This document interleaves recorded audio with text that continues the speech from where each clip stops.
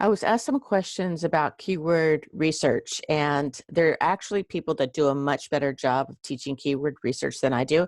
And I'm going to leave you links to their tools and their videos in after this video. But the thing is I love keyword research so much, I couldn't pass up the opportunity to at least show you what I use and what I like. And hopefully that'll help you because I don't spend a ton of time on keyword research. So maybe don't use me as like the best example for doing it, but I think that it'll give you enough of a framework that it'll get you started. And one caution I do want to give you is you could spend forever just doing research. So if you're someone, if you know yourself and you know you like doing this, like I kind of do, you have to limit the amount of time that you do it because you could do it forever. There's so much data you could dig into. So I'm going to show you the tools that I use. And I want to say that keyword is really kind of the wrong word to use when we're talking about keyword research. It's really key phrase research. And you're going to hear a term called long tail keywords. And all that means is instead of looking for a keyword like meditation, let's say you want to do a course on meditation, so you want to see how many searches there are for meditation, like that's such a broad word, it's not really going to help you. But if it was meditations for moms with infants, I mean, now that's a very specific keyword phrase, and that's a very specific targeted niche. So maybe there's moms with infants out there that are out there searching, I need a meditation. That's just an example of what a long tail keyword might look like. The two things that we're going to talk about are supply and demand. So this is your basic, how much search is out there and how many results are out there. So this is what we want to look at. So in the world of keyword research, search volume is your demand. That's how many people are typing in every day meditations to help with sleep or something like that. And then the search results that'll show up show you how many websites or videos or podcasts or any kind of digital results that are available. It'll show you what that supply is. And the goal is to get a high search volume and low search results. So that means low competition. So I'm going to show you that in a little graph in a second. One of the things to be aware of is the way this helps you is not just in crafting your web pages or articles or blog posts or even videos. It really tells you what Google is looking for and how they're looking for it, because there can be lots of other results out there that Google isn't picking up. And the reason is because if you go back and watch one of my other videos, it's because the tags, the coding, the way the website is set up structurally, and oftentimes, most often, it's what you don't see is the problem and the reason why Google isn't finding it. So you could have an article that's written perfectly that has all these keyword search terms in just the right amount, just the right places. But if the software is not set up properly, this is one of the biggest problems I see, because a lot of the free website creation software just doesn't have the right stuff engineered within it. So just add that in there.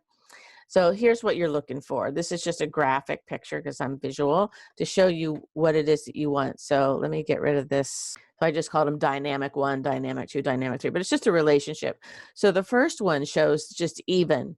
Doesn't matter whether it's high or low. If you have the same supply and the same demand, it's not going to be very compelling for you to go after that keyword phrase.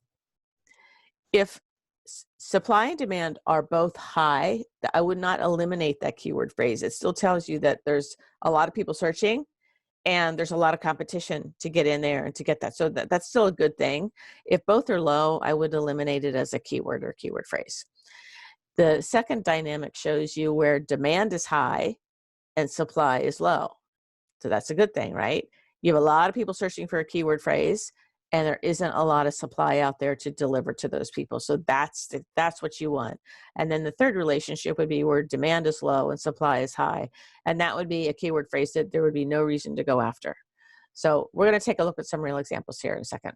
Before we jump into Google and the other research tool I want to show you, let's just go through a few things. So the Google is free. And of course, I love it. And I'm only going to show you free tools. There are paid tools, and I'm not even going to bother showing you those. So Google's free. I'm going to show you the autofill, how powerful that is. And then the other people searched for feature. And then I want you to take a look at the top sites and how that can help you get more information. And then I want to show you Neil Patel's site. He has something called Ubersuggest, and this is a free tool. And it shouldn't be free. Like, I don't know how he offers it for free, because what he's offering is basically what people pay hundreds of dollars a month for. So that's pretty remarkable. And so in the Ubersuggest, you'll see search volume, and then he like hands you, he makes a column green, like money, when you have the right relationship between supply and demand. But he also adds, it's put in there the amount of, I think, Facebook and Pinterest shares.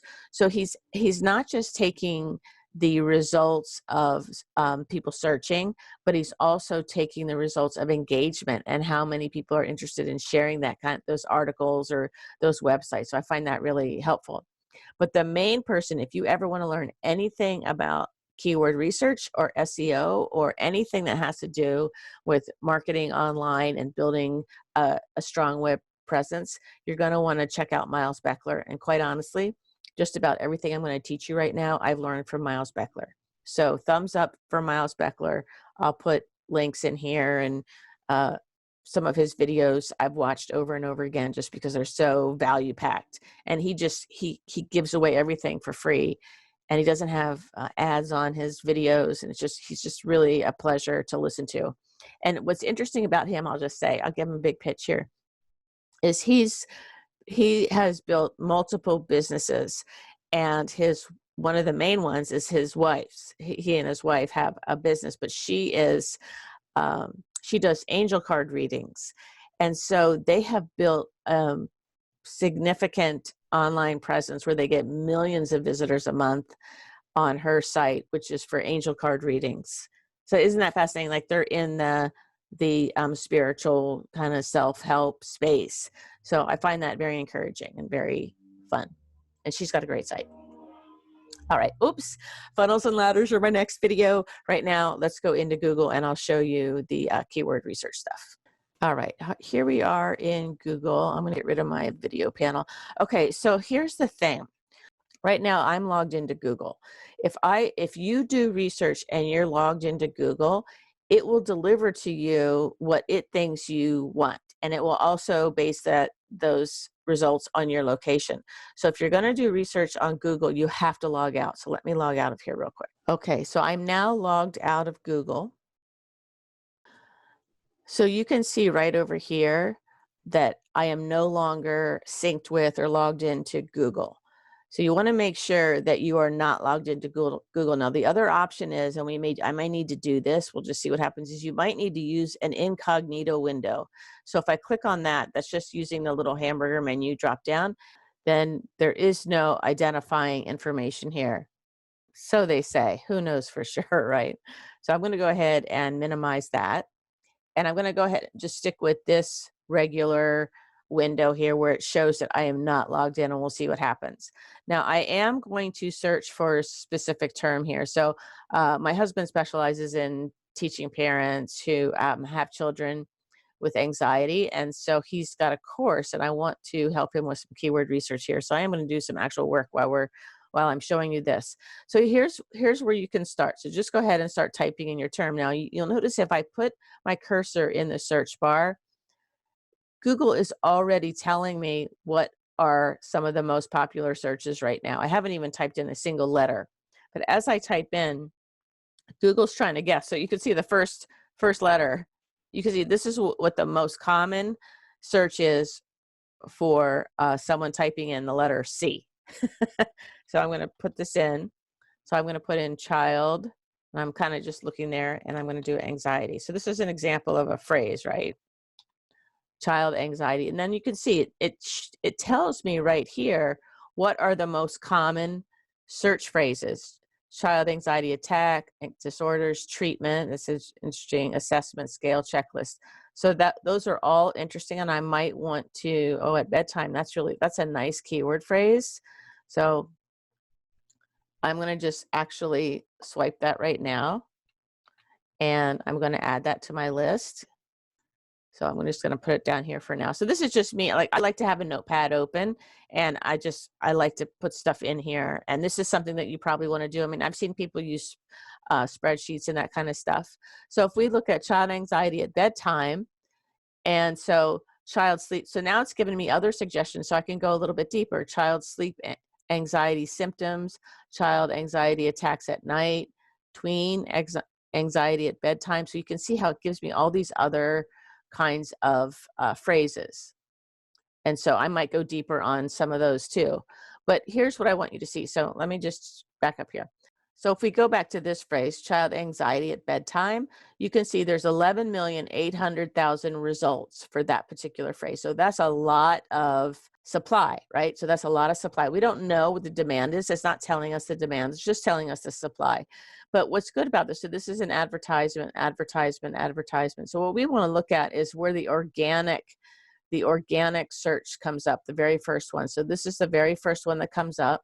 So what I would do is I would open this in a new tab, and this is Kids Health. I'd open this in a new tab, and this is a blog, open that in a new tab. So I might take the top like 5 or 10. I'd open these in a new tab. Oh, this is good. Whenever you have a number, that's also really good. 12 kid-friendly strategies to calm anxiety at night. So that's a really kind of cool thing. So if I was going to compete for this, first of all, I'm going to look at it, but I would probably do 15 kid-friendly strategies. So you want to kind of up the number. But let's go back and look at some of these. So this is, looks just like a really great blog post with a lot of content and some pictures and some really great information. And so this is nice. So I'm just kind of looking at it, and I can tell you right now that the tags in here are not ideal. The title tag is not ideal there. That's okay. So this is another one. This looks like another type of blog post. It's not very long. Sure, we could beat that one for sure. And then this is good. So this is also a kind of a blog post type thing.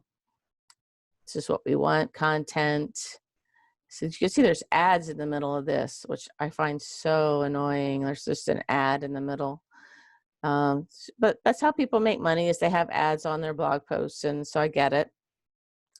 But this also is not, Psychology Today is just a big business, but I'm sure we could beat that one. Bedtime fears, helping overcome them. Bedtime fears, helping overcome them. So this is this same title twice. It doesn't really even have, what's our original thing? Child anxiety at bedtime. So child anxiety at bedtime. So you can see that this doesn't even have the keyword phrase in the title. Child anxiety at bedtime. So here's, this is an example of articles that are in the top on the first page of Google, and they don't even have the phrase in the title or in the paragraph. So imagine if you wrote an article that actually was optimized for that keyword phrase with the title and in the paragraph where it should be. So calm anxiety at night. Again, our thing is child anxiety at bedtime. So I feel like this would be a really great keyword phrase to get in here and do the research and put his own perspective on an article that could compete very well with, even though it has 11 million. Now, I would do more research on this, and we are in a second, but I just want you to see, this is kind of like the first step. So if you were going to do, let me show you at the bottom of the page here too. So at the bottom of the page, you also want to, or in the middle of the page first. So people who ask this question, child anxiety at bedtime, I've also asked, how can I help my child with anxiety at night? Why does my child have anxiety at night? What are signs of anxiety? So these are things that you could do a separate page on, a separate, completely different article on, or I always recommend in an article, and Miles Beckler talks about this too, when you're doing articles, is you can have an FAQ section. So what are some frequently asked questions? And you could also include those in there. And what ends up happening is these phrases end up part of your article. So you see how powerful that is? So not only do you have the main keyword phrase as your title and in the the different places in your post, but you also can add in an FAQ section where you have some of the exact same things that people who are searching for this are also asking this question. So it makes your article very, very powerful. And then I'm going to come down to the bottom here, and you can see searches related to child anxiety at bedtime. You can see child sleep anxiety symptoms, child anxiety attacks at night. So you can see what some of the other searches are. And then you could dig deeper into these. So child sleep anxiety symptoms. So how about child anxiety attacks at night? So that's very specific. So now you can go and search this one. So hopefully that gives you some ideas. And that's just Google. So you start with Google. You start with just typing in the word.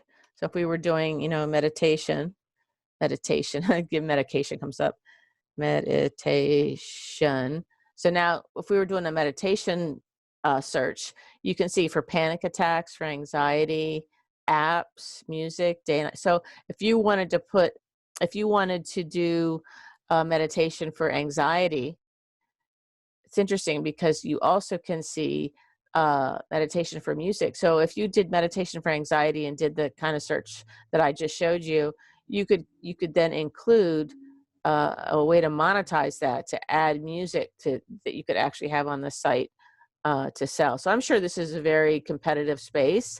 So 149 million results there.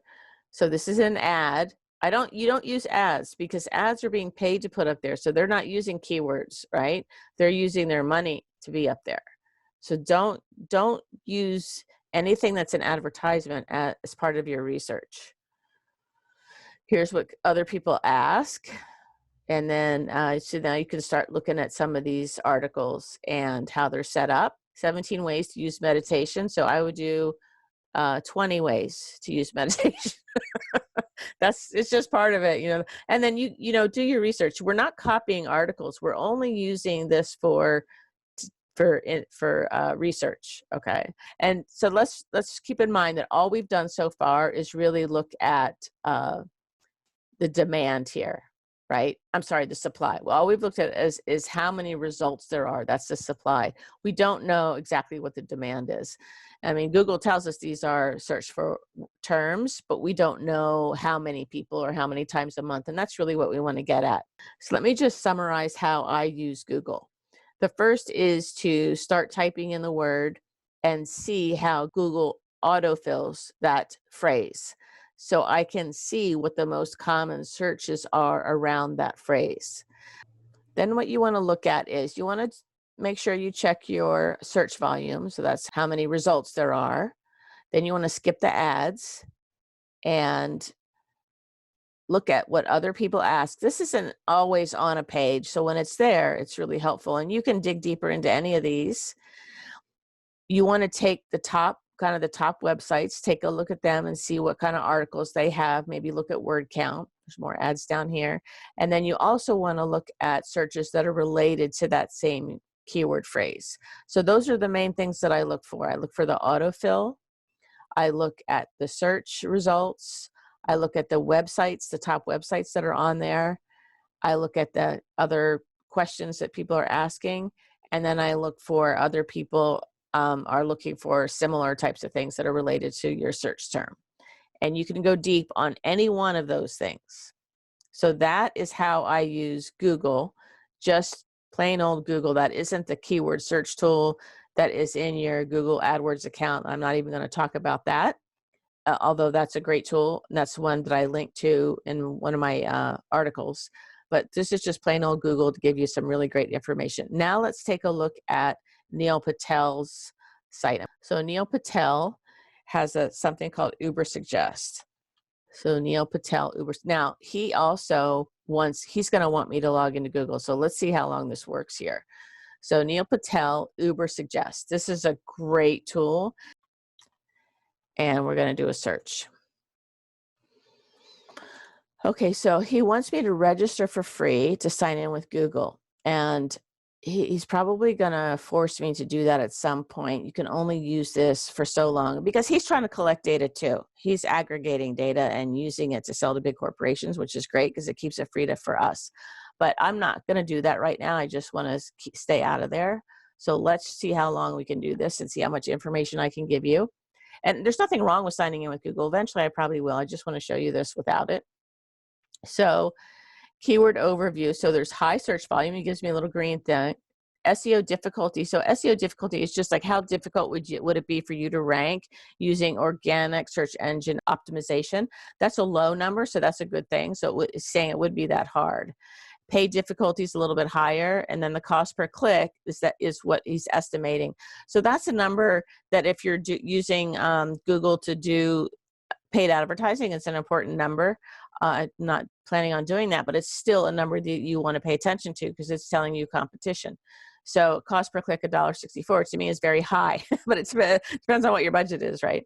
So let's go down and just look a little bit more, and you can see that for the keyword child anxiety, and it shows over here the volume. So 12,000 searches per month. This is cost per click. This is paid.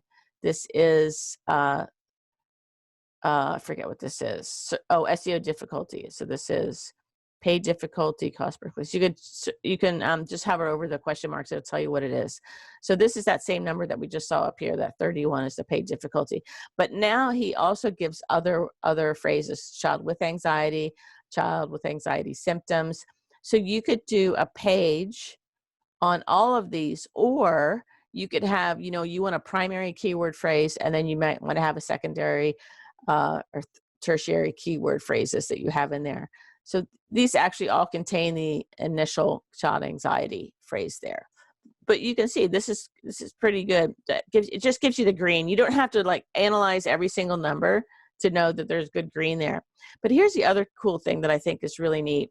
He also gives you some of, he gives you content ideas. He shows you that there are articles with the same words in there. They might not be in the same order, but look how many times they've been shared on Facebook or shared on Pinterest. So he's showing kind of the people end of this, the engagement, the interest, and he also shows you how many keywords are actually in that article. So here there are some with 0 keywords that are actually in the article, but it still shows up as shareable, interesting content. So this gives you great ideas. I just think this is fantastic.